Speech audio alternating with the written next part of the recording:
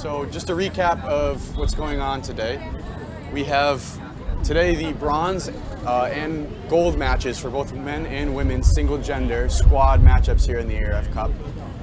It'll be 2+3 format, meaning 2 squad teams will play first and then the next 3 will play after. You need to obviously win the best of 5 to advance, in this case take home a medal.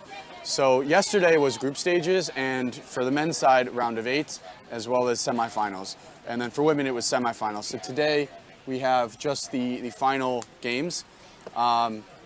Yesterday, we only have 4 women's countries represented. We have Hong Kong, Japan, Taiwan, and the Philippines. And then on the men's side, we have Philippines, Indonesia, and Australia on the men's side.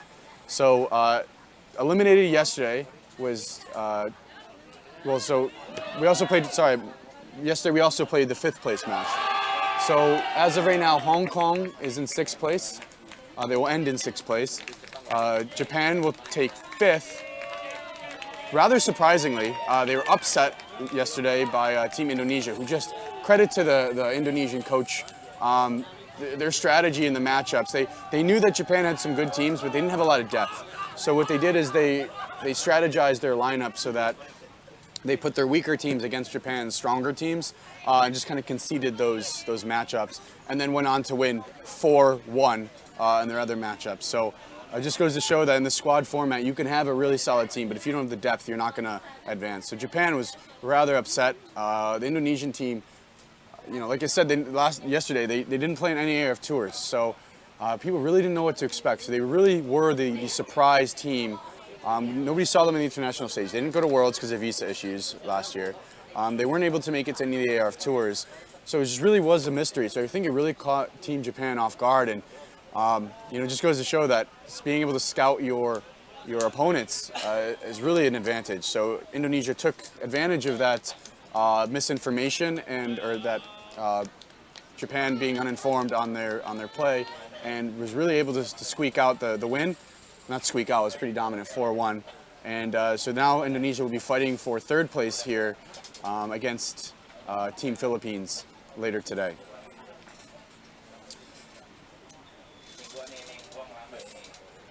Yesterday was quite thrilling. The last matchup for that last final spot.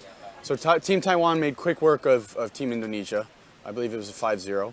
And then but the Philippines and Australia team was, you know, the Australia team took the victory by a hair. It ended up being 2-3 in favor of Australia. Philippines started out with a 2-1 lead. They won 2-0, and they were up by 2. And then Australia came back to win the next 3, and were able to knock Philippines down to the bronze round, the Philippines men. So quite thrilling. Several games went to deuce. It was really close, actually, and I think, you know, the talk of the town is, well, this Australian team got 9th at Worlds last year. 9th, this men's team, and you know, it's not exactly their full Worlds lineup, but 7 of the 10 players for the Australian team that played in Worlds came to play at the ARF Cup here today. So, this weekend rather. And the fact that the Philippines were able to, you know, hold their own against them makes you wonder, like, is the Philippines a top 10 team in the world right now? I mean, and then the other question goes, Taiwan beat Australia 3-2 in group stage.